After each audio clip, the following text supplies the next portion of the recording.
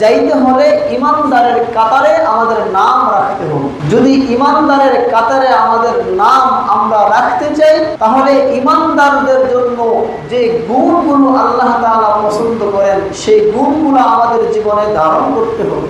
আর যেই দোষগুলো আল্লাহ তাআলা পছন্দ করেন না সেইগুলো আমাদের কি করতে হবে।